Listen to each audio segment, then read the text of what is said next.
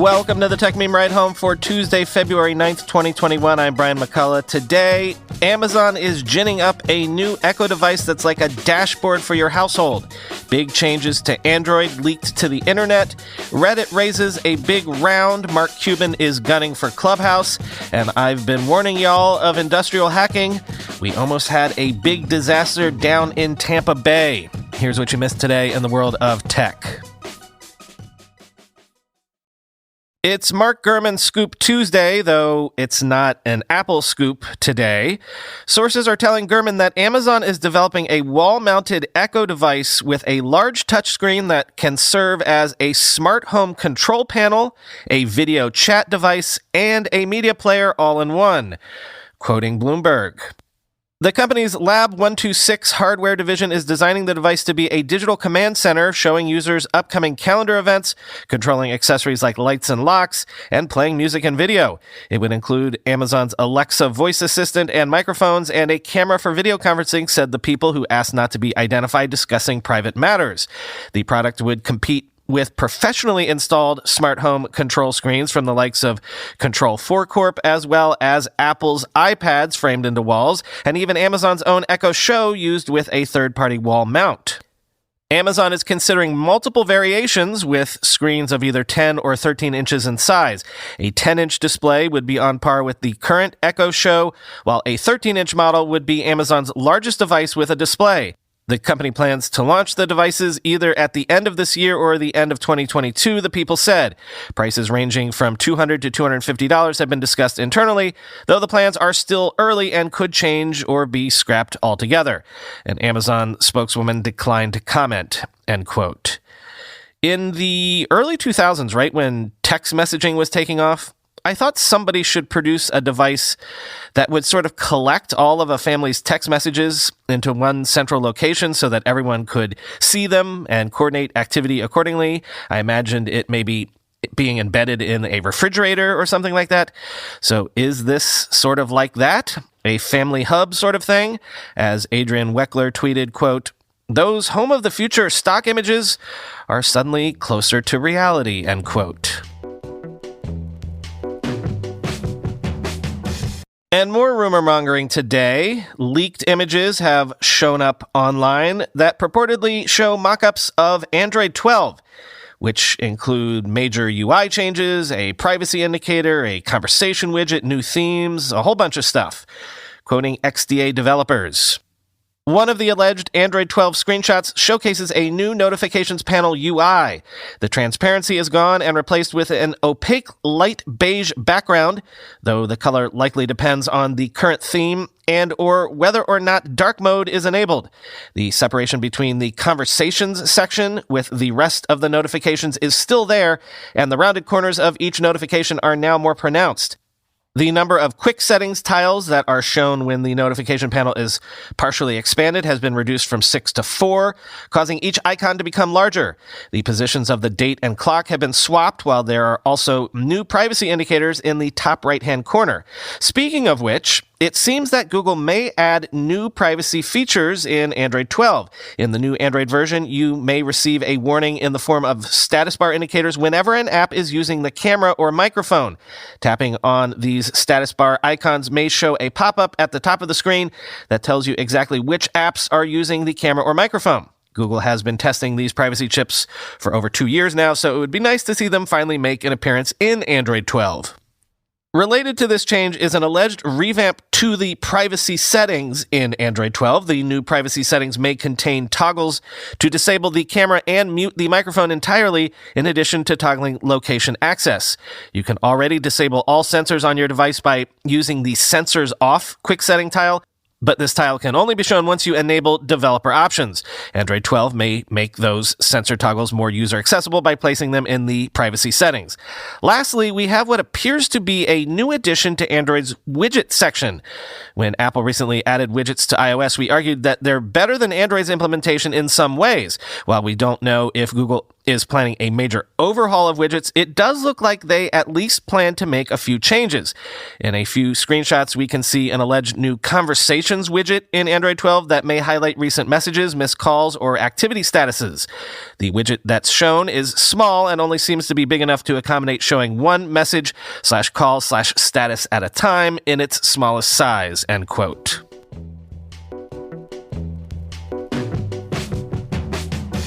Quick, if I asked you to name the hottest startup of 2021 so far, what would you name? Well, if you can overlook the fact that it's like 15 years old, I'd argue you could make a strong argument for Reddit, right? So maybe it's no surprise that Reddit has announced a more than $250 million Series E, valuing the front page of the internet at $6 billion, doubling its value since its last funding round in February of 2019, quoting the Wall Street Journal. It's a good market to fundraise, Reddit chief executive Steve Huffman said in an interview. Valuations are very high right now. It never hurts to raise money when there's an opportunity to do so, and Reddit had a strong year, end quote. For example, advertising revenue for the company shot up 90% in the December-ended quarter from a year earlier, he said. Mr. Huffman said Reddit plans to use the new funding to invest in areas such as video, advertising, and consumer products, as well as to expand into international markets. Late last year, Reddit bought video sharing app Dubsmash to expand its presence in user-created video, one of the hottest corners of the internet, for an undisclosed sum. Our strategy isn't materially changing, Mr. Huffman said. Reddit is also planning to double its employee headcount this year to around 1,400, Mr. Huffman said, noting that one reason the company raised new funding was to help it attract talent, end quote. So I guess they could have bought a longer Super Bowl ad than that 5 seconds that they bought over the weekend. But also, why not a SPAC? As I've recently said, anyone remotely close to being a hit startup can probably do a SPAC right now. Surely Reddit could. The fact that it appears not to be interested in doing one is interesting. Qualcomm has unveiled its next-gen X65 5G modem, which will likely start showing up in new phones next year. The new modem can apparently download data at 10 gigabits per second and has a better battery life, quoting CNET. Coverage will improve, latency will decrease, and applications will be even more responsive than they are with Qualcomm's earlier X60 modem technology, and capacity will be massive, letting more people on a network make reliable and crisp video calls with their doctors and face off against rivals in streaming games. Coverage will improve, latency will decrease, and applications will be even more responsive than they are with Qualcomm's earlier X60 modem technology. And capacity will be, quote, massive, letting more people on a network make reliable and crisp video calls with their doctors or face off against rivals in streaming games. Qualcomm on Tuesday also unveiled its X62 5G modem RF system that's capable of downloading data at up to 4.4 gigabits per second and aimed at less expensive smartphones. With the previous generation X60 modem just now arriving in smartphones like Samsung's Galaxy S21, you can download data over 5G networks at up to 7.5 Gbps and upload information as fast as 3 Gbps, only slightly faster than the previous generation of modem. But the X60 also has the ability to aggregate the slower but more reliable sub-6 networks with the faster but finicky millimeter wave spectrum, boosting overall performance and helping users see faster average speeds. The X85 has the same benefit. While it's unlikely that you'll regularly or even maybe ever see 10 Gbps download speeds, you'll consistently see speeds that are magnitudes faster than your current 4G smartphone. That's partly because the X65 system has 8 antennas instead of the 4 traditionally found in phones, something that will improve the connection, end quote.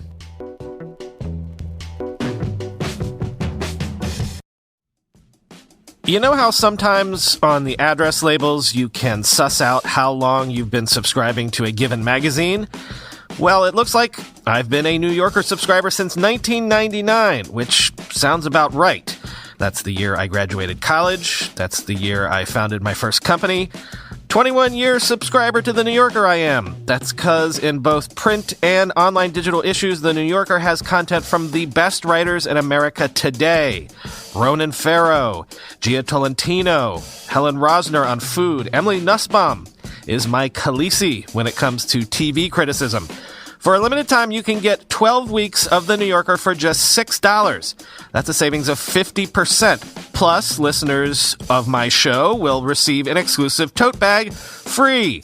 Go to newyorker.com/techmeme and use promo code techmeme at checkout. That's newyorker.com/techmeme. Promo code TechMeme to get 12 weeks of The New Yorker for just $6 and a free tote bag. newyorker.com/techmeme, promo code TechMeme. With so many recent data breaches and account compromises, we're all focused on protecting our personal information at the moment. But what if a medical emergency happens? Safeguard your health and your finances with an Air Medcare Network membership. In the event of an emergency, an Air Medcare Network membership can provide you or a family member with medical air transport to the nearest appropriate hospital. And best of all, members never need to worry about out-of-pocket costs. Secure protection and financial peace of mind for your entire household by joining Air Medcare Network today. Memberships cost as low as $65 a year and cover 38 states. Right now, as a TechMeme Ride Home listener, you'll get up to a $50 e-gift card with a new membership. Simply visit airmedcarenetwork.com/tech and use offer code TECH. That's airmedcarenetwork.com/tech, offer code TECH. The programming language Rust is now backed by the Rust Foundation, a new independent organization that will make it easier to keep the Rust ecosystem healthy and also to accept financing beyond its current sugar daddy Mozilla, quoting ZDNet. Rust, hatched at Mozilla as a safer alternative to C and C++, has quickly become one of the most favored languages for system development, even though it's not widely used for application development. Google is backing Rust for a key component of the Apache HTTP web server project. Amazon Web Services is investing in the Rust community and is a key sponsor, while Microsoft is eyeing it to replace some components of Windows written in C or C++ and to develop components for the Azure cloud. Establishing the Rust Foundation is an important milestone for the language, as Nico Matsakis, an ex-Mozilla engineer, core Rust contributor, and now AWS engineer, pointed out recently. There is a misperception that Rust is owned by Mozilla. The foundation creates a vehicle to accept financing from organizations beyond Mozilla, such as AWS and Microsoft Azure, end quote. Another thing that's interesting to me is how sometimes a new startup idea breaks through and is sort of sui generis. No one tries or at least successfully attempts to copy it. It just sort of lives on its own in its own little corner of the marketplace. But then other times, everyone kind of has the same idea all at once, like with ride hailing. Sometimes it's an idea that lends itself to being leveraged in different ways, the canonical example being Uber but for X, that whole phenomenon.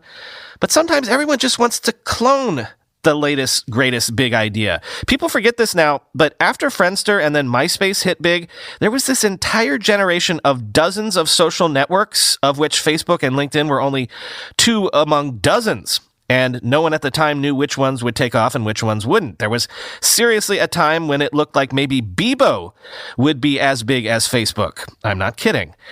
Anywho, I've never been able to figure out which ideas lend themselves to a Cambrian explosion of clones, but it certainly looks like Clubhouse is likely to be one of them. There are several Clubhouse clones bubbling to the surface, but today, sharks, let me try to sell you on Fireside, a podcast app where hosts can talk to fans live and monetize their conversations, rumored to be launched by the Shark Master himself, Mark Cuban, quoting The Verge.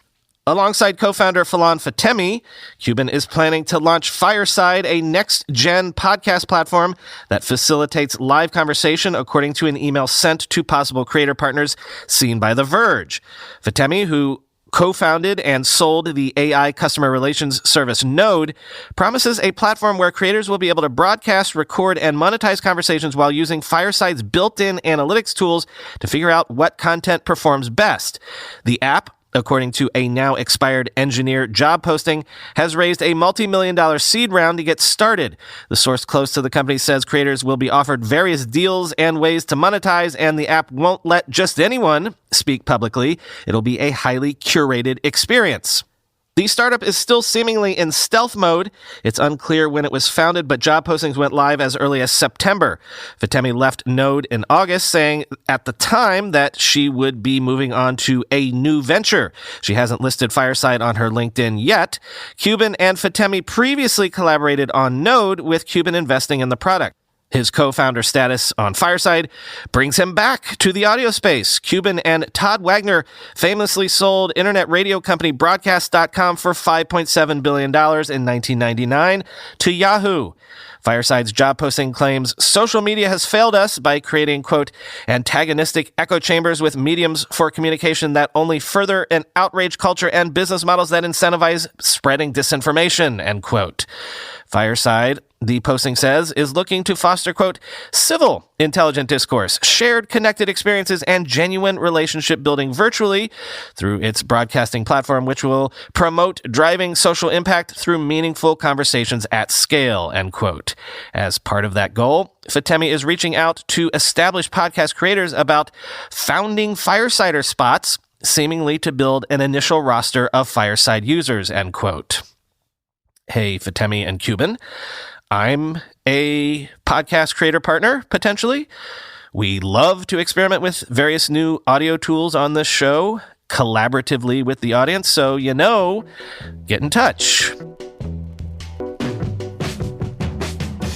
Finally today, this is what I've been worried about for a long time now. Several times over the life of this podcast, I've taken pains to highlight stories warning about the dangers of industrial hacking, by which I mean hackers, doing something like making a chemical factory down the road from your city go boom, or something like that. I don't mean to be alarmist, but if you're a believer in keeping an eye out for black swan phenomena, I think that this sort of hacking is probably one of the most proximate and worrying black swans out there right now. And it looks like we just dodged one. Police say a computer in a water treatment plant in Florida set up for remote access was breached by an intruder who then tried raising the sodium hydroxide levels in the water. This was in Pinellas County, sort of the Oakland to Tampa's San Francisco, basically the community across Tampa Bay from Tampa, quoting Vice. During a press conference, Pinellas County Sheriff Bob Gualtieri said that a legitimate operator saw the change and quickly reversed it, but signaled that the hacking attempt was a serious threat to the city's water supply. Sodium hydroxide is also known as lye and can be deadly if ingested in large amounts. Quote, the hacker changed the sodium hydroxide from about 100 parts per million to 11,100 parts per million, Gualtieri said, adding that these were dangerous levels. When asked if this should be considered an attempt at bioterrorism, Gualtieri said, quote, what it is someone hacked into the system not just once, but twice, opened the program and changed the levels from 100 to 11,100 parts per million with a caustic substance. So you label it however you want. Those are the facts, end quote. In smaller quantities, sodium hydroxide can cause severe skin burns and eye damage. Small amounts of sodium hydroxide are put into some cities' drinking water supplies to prevent corrosion to pipes and bring up the pH level. It's a strong base, apparently.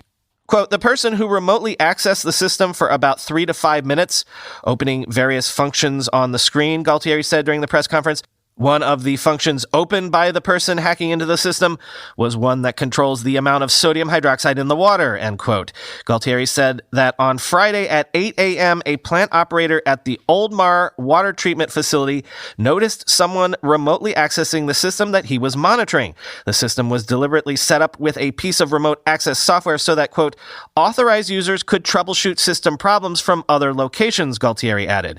Quote, the intruder exited the system and the plant operator immediately reduced the level back to the appropriate amount of 100, Galtieri added. Galtieri said that steps were taken to, quote, stop further remote access to the system, end quote, and that there are other safeguards to protect the water integrity in place.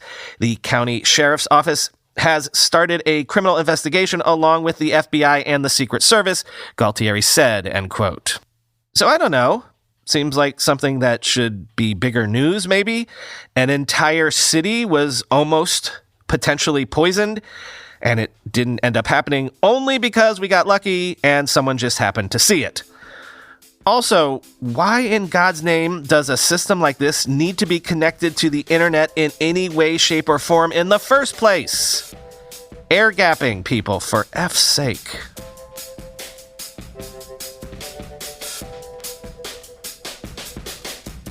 Hey, look at that. Tech news from Southwest Florida, where I grew up.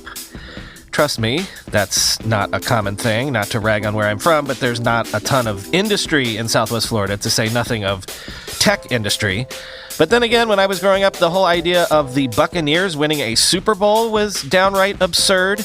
We had Vinny Testaverde, of course, but the Bucs never even made the playoffs for most of the 80s, and until, I think, the late 90s, they were routinely like the worst team in the NFL.